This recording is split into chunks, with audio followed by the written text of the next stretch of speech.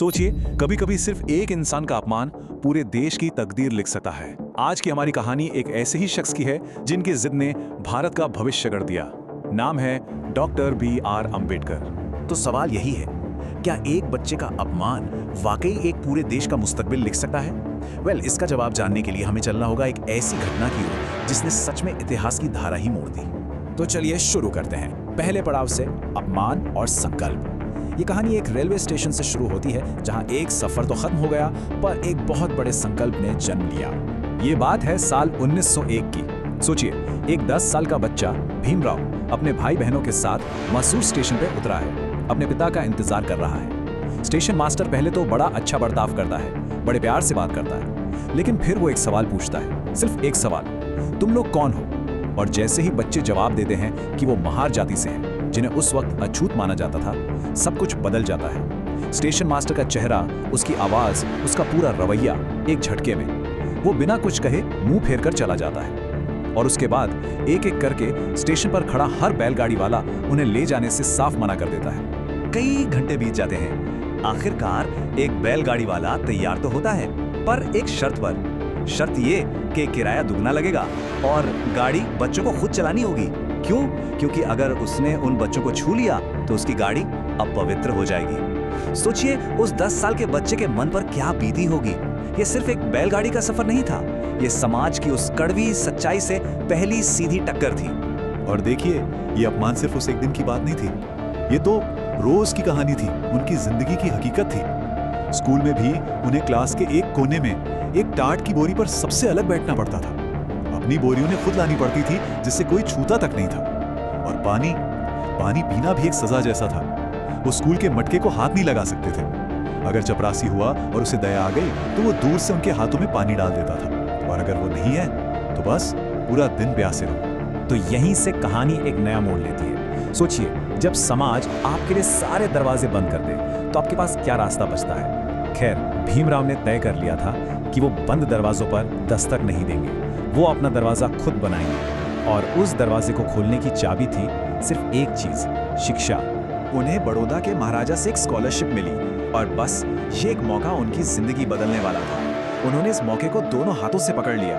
पहले बॉम्बे यूनिवर्सिटी, फिर सीधे अमेरिका, कोलंबिया यूनिवर्सिटी और फिर लंदन स्कूल ऑफ इकोनॉमिक्स। उन्होंने दुनिया की सबसे अच्छी यूनिवर्सिटी से ज्ञान हासिल किया। पर ये सिर्फ डिग्रियां नहीं थी, नहीं, ये वो हथियार थे जो वो उस नाइंसाफी के खिलाफ लड़ने के लिए तैयार कर रहे थे। जरा सोच कर देखिए, 1, 2 नहीं बल्कि 4 डॉक्टरेट डिग्रियां।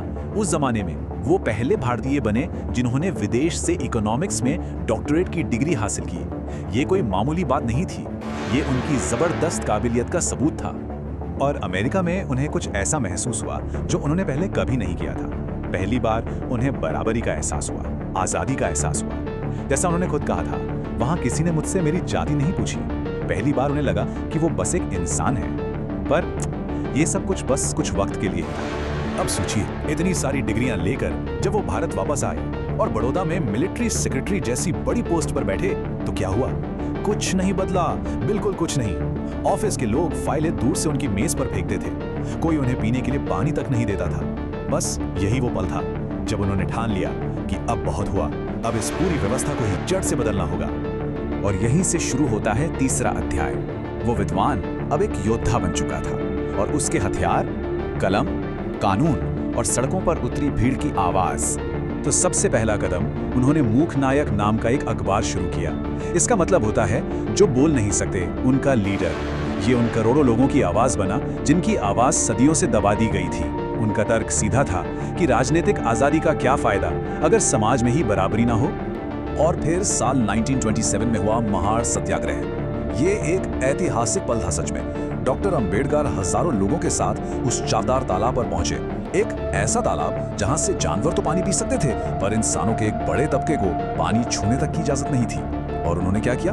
उन्होंने उस तालाब से पानी पिया और सदियों से चली आ रही एक जालिम परंपरा को एक झटके में तोड़ दिया। उन्होंने उस वक्त एक बहुत गहरी बात कही थी। उन्होंने कहा, ये लड़ाई सिर्फ पानी के लिए नहीं है, ये लड़ाई हमारे आत्मसम्मान के लिए है। तो ये सिर्फ एक विरोध प्रदर्शन नहीं था, ये इंसानियत के हक का एक खुला ऐलान था। लेकिन इस लड़ाई का एक और भी मोर्चा था, और इस मोर्चे पर उनके सामने थे महात्मा गांधी।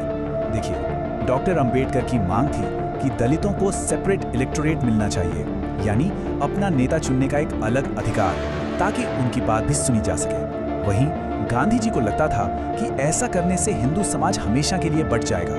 ये दो महान लीडर्स के बीच सोच का एक बहुत बड़ा टकराव था। बात इतनी बढ़ गई कि जब ब्रिटिश सरकार ने अंबेडकर की मांग मान ली तो गांधी जी ने आमरण अनशन शुरू कर दिया। अब सोचिए डॉक्टर अंबेडकर पर कितना दबाव होगा। एक तरफ उनके समुदाय का राजनीतिक भविष्य था और दूसरी तरफ गांधी जी की जिंदगी। आखिरकार बहुत भारी मन से उन्हें झुकना पड़ा। उन्होंने पूना पैक्ट साइन किया। सेपरेट इलेक्टोरेट का अधिकार तो हाथ से चला गया, पर बदले में जो आरक्षित सीटें थीं, उनकी संख्या 71 से बढ़ा के 147 कर दी गई, मतलब लगभग दोगुनी। और अब हम पहुंचते हैं कहानी के आखिरी और शायद सबसे जरूरी हिस्से पर, वो विरासत जो डॉक्टर अंबेडकर ने सिर्फ एक समुदाय के लिए नहीं बल्कि पूरे देश के लिए छोड़ी, हमारा संविधान।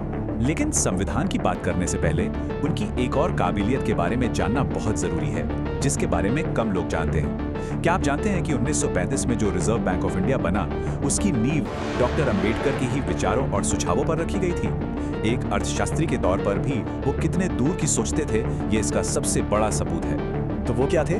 वो थे भारत के पहले कानून मंत्री, दलितों और शोषितों की सबसे बुलंद आवाज, रिजर्व बैंक की स्थापना के पीछे की एक बड़ी ताकत, और इन सबसे बढ़कर वो थे भारतीय संविधान के निर्माता। उन्होंने हमें एक ऐसी किताब दी जो इस देश के हर नागरिक को बराबरी, आजादी और न्याय की गारंटी देती है। ये उनकी पूरी जिंदगी की लड़ाई का एक निचोड़ था। तो आखिर में एक सवाल हम सबको खुद से पूछना चाहिए। जिन सिद्धांतों के लिए, जिस बराबरी के लिए डॉक्टर अंबेडकर ने अपनी पूरी जिंदगी लगा दी, क्या आज हम उन सिद्धांतों को जी पा रहे हैं? ये विरासत अब हमारे हाथों में है और इसे जिंदा रखना हम सबकी जिम्मेदारी है।